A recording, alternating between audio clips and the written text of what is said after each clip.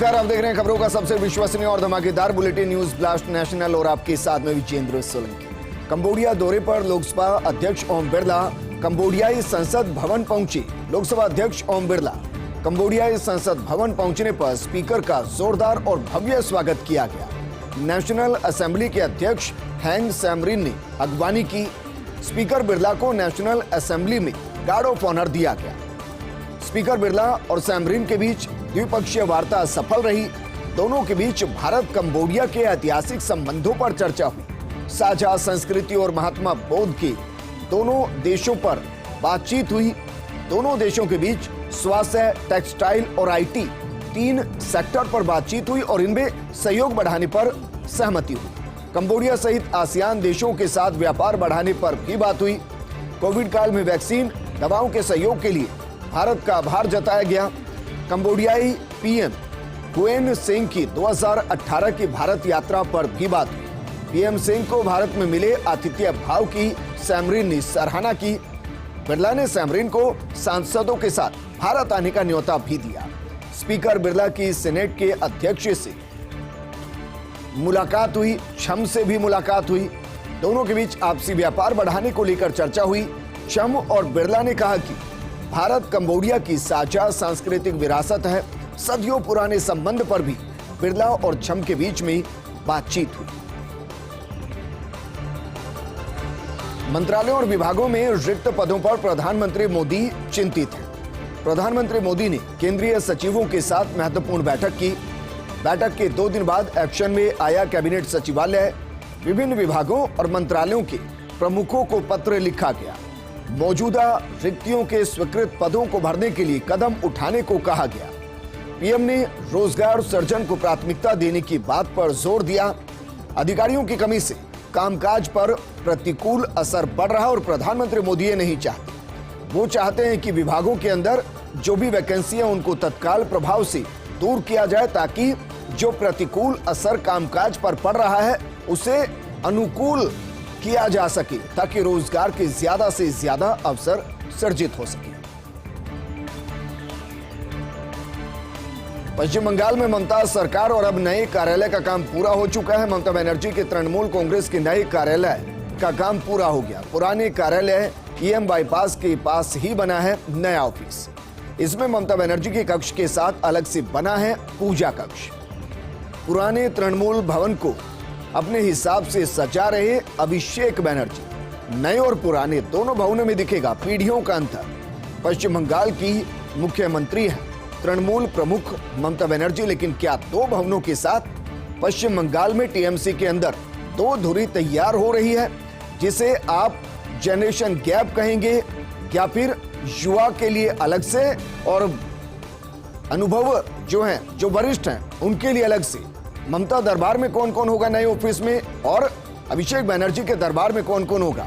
पश्चिम बंगाल की सियासत क्या इन 2 ऑफिस के बीच में फंसने वाली?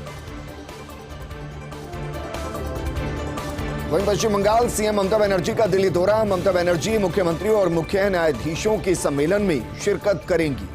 मुख्यमंत्रियों और मुख्य न्यायाधीशों का सम्मेलन हो रहा 6 साल के बाद। ममता बनर्जी सम्मेलन में भाग लेने के लिए 29 अप्रैल को पहुंचेंगी दिल्ली। मुख्यमंत्रियों और मुख्य न्यायाधीशों का सम्मेलन 30 अप्रैल को आयोजित होगा। मुख्यमंत्री और मुख्य न्यायाधीश का आयोजित होगा संयुक्त सम्मेलन। सम्मेलन के एजेंडे में तुरंत न्याय, मुकदमों की देरी में कमी और न्यायपालिका में बढ़ती रिक्तियों के एजेंडों में रहने की संभावना है। न्यायपालिका के सामने आने वाली चुनौतियों पर भी चर्चा की पूरी संभावना है। यह सम्मेलन आखिरी बार 24 अप्रैल 2016 को किया गया था आयोजित। प्रधानमंत्री मोदी द्वारा सम्मेलन के उद्घाटन करने की भी संभावना है। और अब बात करते हैं प्रधानमंत्री मोदी के जम्मू कश्मीर के दौरे की। प्रधानमंत्री नरेंद्र मोदी का 24 अप्रैल को जम्मू कश्मीर का दौरा रहेगा। प्रधानमंत्री मोदी के जम्मू कश्मीर दौरे से पहले बड़ी साजिश का खुलासा हुआ है। जम्मू कश्मीर में जैश ए मोहम्मद की बड़ी साजिश का खुलासा हुआ है। पुलवामा में सुरक्षा बलों पर फिदायीन हमले की साजिश और जैश आतंकी अभी डार को हमले की जिम्मेदारी दी गई। खुफिया एजेंसियों ने हमले का अलर्ट जारी किया था। सुरक्षा बलों ने जम्मू के सोंजवा इलाके में मुठभेड़ में 2 आतंकियों को ढेर भी कर दिया है। आतंकियों के पास से भारी मात्रा में हथियार बरामद किए गए। आतंकी पीएम के कार्यक्रम के दौरान नुकसान पहुंचाने की कोशिश कर सकते थे। आतंकियों के हमले से सेना का एक जवान भी शहीद हो गया। और अब बात करते हैं महाराष्ट्र की सरकार की, जिसमें कई नेता, और सवाल यह कि महाराष्ट्र कांग्रेस में असंतोष क्या बढ़ रहा है, कुछ भी हो सकता है। कांग्रेस के 44 में से 22 विधायक पार्टी नेतृत्व से नाराज हैं।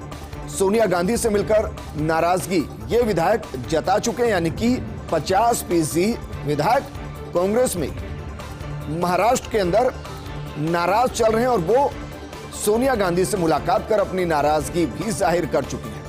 दरअसल महाराष्ट्र में कांग्रेस विधायक दल के नेता है बाला साहेब थोराट, और कांग्रेस विधायकों से तालमेल नहीं बना पा रहे थोराट। सहयोगी शिवसेना राकांपा के सामने भी वो पार्टी का पक्ष मजबूती के साथ नहीं रख पाते। महाराष्ट्र प्रभारी एच.के. पाटिल भी सिर्फ मुंबई का दौरा करते हैं। आज तक किसी भी जिले में एच.के. पाटिल नहीं गए और इससे महाराष्ट्र में कांग्रेस के विधायकों में असंतोष पनप रहा है, नाराजगी पनप रही है। 50% के आसपास, यानी कि 44 में से 22 विधायक ऐसे जो राष्ट्रीय अध्यक्ष से मिले हैं, नाराजगी व्यक्त की है। अब बात करते हैं उत्तराखंड की, जहां जमीन खरीदने और बेचने के नियम और भी ज्यादा सख्त होंगे। खासतौर से पहाड़ी क्षेत्रों में जमीन खरीदना अब आसान नहीं होगा। हिमाचल प्रदेश जैसे नियम उत्तराखंड में लागू करने की तैयारी की जा रही है।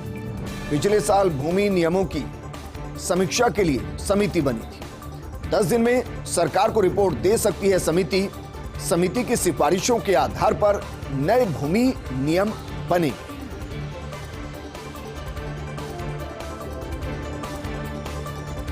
मौसम बदल रहा है और आम लगातार घरों तक पहुंच रहे हैं। हालांकि अभी महंगे हैं, लेकिन विश्व में सबसे ज्यादा आम निर्यात करने वाला देश है भारत। मैंगो पीपल नहीं, मैंगो सप्लायर है भारत।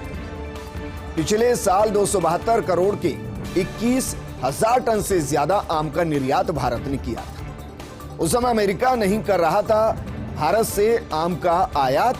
इस बार अमेरिका ने बहाल कर दिया भारत से आम का आयात। महाराष्ट्र के लासलगांव अल्फांसो आम की खेप अमेरिका रवाना की गई। पिछले हफ्ते अमेरिका भेजे गए हैं 3 टन आम। इस साल लासलगांव से 800 टन आम के निर्यात की संभावना है। San Francisco, Los Angeles, Chicago, New Jersey, California और न्यूयॉर्क लासलगांव से अल्फांसो आम भेजे जाएंगे। अप्रैल मई में राज्यसभा के 7 मनोनीत सदस्यों का कार्यकाल पूरा हो जाएगा। मनोनीत सदस्यों में सुब्रमण्यम स्वामी भी शामिल हैं। मोदी और बीजेपी की बहुत आलोचना करते रहते हैं स्वामी, और ऐसे में फिर से राज्यसभा में मनोनीत सदस्य बनना थोड़ा सा मुश्किल नजर आ रहा है। पश्चिम बंगाल की मुख्यमंत्री ममता बनर्जी से सुब्रमण्यम स्वामी मिल चुके हैं। दीदी के सहारे से फिर से राज्यसभा सदस्य बन सकते हैं स्वामी। आंध्र प्रदेश के मुख्यमंत्री के काफिले में शामिल करने के लिए छीन ली गई गाड़ी। पत्नी 2 बच्चों के साथ एसयूवी से तिरुमाला जा रहे थे। श्रीनिवास नामक व्यक्ति रास्ते में नाश्ता करने के लिए एक रेस्तरां पर रुके। इस बीच गाड़ी उठाकर ले गए ट्रांसपोर्ट विभाग के 2 कर्मचारी। बाद में बताया कि मुख्यमंत्री के काफिले की जरूरत थी। शुक्रवार को क्षेत्र के दौरे पर थे आंध्र प्रदेश के सीएम जगन मोहन रेड्डी। हालांकि बाद में श्रीनिवास को वापस उनकी कार मिल गई। एक सहायक मोटर व्हीकल इंस्पेक्टर और एक होमगार्ड इस मामले में निलंबित हो गए। जरा सोचिए, मुख्यमंत्री के काफिले के लिए सड़क से यूं ही परिवार की कार को उठा लिया गया। कांग्रेस नेता सलमान खुर्शीद ने की एक विशेष बैठक। जिन लोगों ने नवंबर में नैनीताल में उनके घर पर हमला किया था, उन युवकों के साथ सलमान खुर्शीद ने बैठक की। सलमान खुर्शीद ने लिखी है किताब अयोध्या नेशनहुड इन अवर टाइम्स।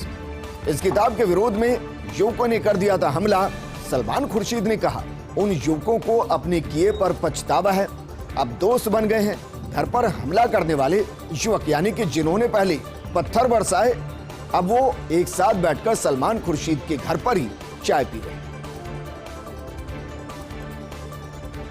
बीजेपी के राष्ट्रीय अध्यक्ष जेपी नड्डा हिमाचल प्रदेश के दौरे पर हैं। जेपी नड्डा का 15 दिन में ये दूसरा हिमाचल का दौरा है।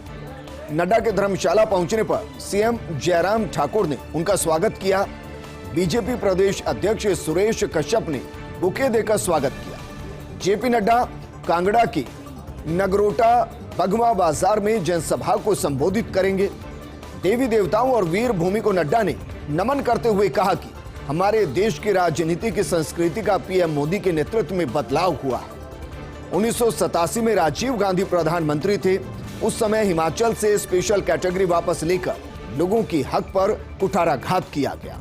यूपी उत्तराखंड में जिस प्रकार बीजेपी की सरकारें बनी हैं, अब उसी तरह जनता जनार्दन के आशीर्वाद से हिमाचल और गुजरात में भी पार्टी की सरकारें बनेंगी। कांग्रेस ने हमेशा ही हिमाचल का हक छीना है। कई बार तो हिमाचल का मुंह से ही निवाला छीन लिया गया। बीजेपी ने हमेशा हिमाचल को बहुत कुछ दिया है। और बात करते हैं इंडिया टुडे में छपे सांप्रदायिक भेदभाव पर राम माधव के लेख की। सांप्रदायिकता से देश को नुकसान हो रहा है, लेकिन इसका बढ़ा चढ़ाकर प्रचार भी किया जा रहा है। विपक्ष के प्रचार से और बढ़ जाती है सांप्रदायिकता की समस्या। अभी हमें सिर्फ अर्थव्यवस्था के बारे में सोचने की जरूरत है। अर्थव्यवस्था की तरफ होना चाहिए सभी पार्टियों का फोकस। ध्रुवीकरण की बात करना जल्दबाजी है, समाज की भी जिम्मेदारी बनती है। भारतीय समाज के नेताओं को रोकना चाहिए नफरत और हिंसा का माहौल। आरएसएस की राष्ट्रीय कार्य समिति के सदस्य हैं राम माधव। बिहार में राबड़ी देवी के आवास पर पहुंचे मुख्यमंत्री नीतीश कुमार। राबड़ी देवी की इफ्तार पार्टी में पहुंचे सीएम नीतीश कुमार। नीतीश के राबड़ी देवी के आवास पहुंचने के बाद आरजेडी का बयान, नीतीश का घर आना बिहार को एक संदेश है। इफ्तार पार्टी में राबड़ी देवी, तेजस्वी यादव, तेज प्रताप यादव भी मौजूद। यानी कि जिस तरीके से बिहार की राजनीति गरमा रही और कहा जा रहा है कि बीजेपी शायद नीतीश कुमार से अलग हो सकती है, शायद नीतीश भी प्रेशर पॉलिटिक्स कर रहे हैं और अब इस तरीके से इफ्तार का हिस्सा बनकर बीजेपी को संदेश देना चाहते हैं। वहीं इंडिया टुडे में सांप्रदायिक भेदभाव पर शशि थरूर का लेख, संकीर्ण चुनावी फायदे के लिए फैलाया जा रहा सांप्रदायिक जहर। देश की ऐसी हालत बना दी गई जिसकी कल्पना नहीं की गई थी। किसी जमाने में हुआ करती थी राष्ट्रीय अखंडता की बातें, अब देश में बनाया जा रहा सिर्फ बहुसंख्यकों का दबदबा। हाशिए पर धकेले जा रहे देश के मुस्लिम अल्पसंख्यक। तिरुवनंतपुरम से कांग्रेस की लोकसभा सांसद हैं शशि थरूर।